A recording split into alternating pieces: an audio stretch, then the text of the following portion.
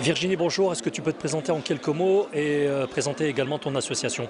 Oui, salam alaikum, bonjour, donc je me présente, je m'appelle Virginie, je suis la présidente de l'association Beitouna. Donc Beitouna est une association qui vient en aide aux femmes. Donc en fait on les héberge et on les aide dans leur démarche de réinsertion socio-professionnelle.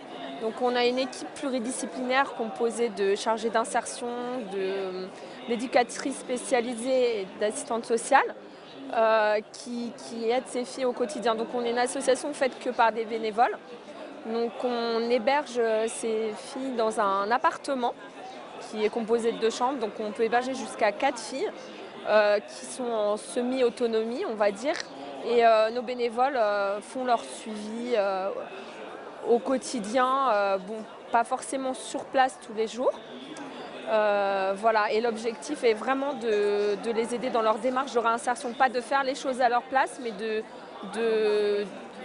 les aider, de les guider, de leur expliquer un peu ce qu'elles peuvent faire pour pouvoir se sortir de la situation de grande précarité dans laquelle elles sont.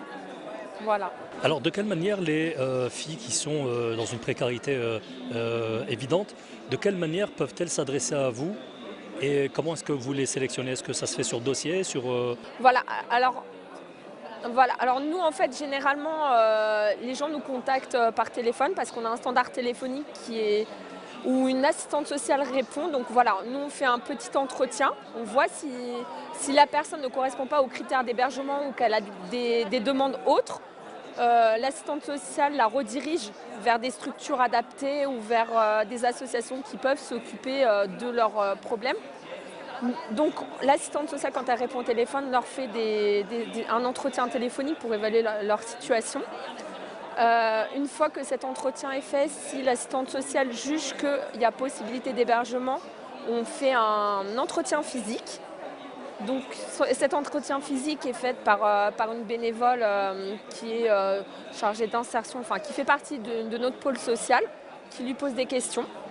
Et si la personne correspond à nos critères d'hébergement, là on lui fait un accueil où on lui explique les règles de vie, le règlement intérieur pour intégrer la maison.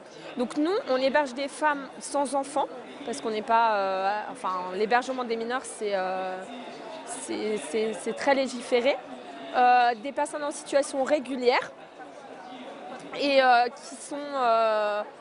qui sont autonomes, on va dire. Voilà, nos profils à peu près. On prend des personnes qui sont en capacité d'être réinsérées.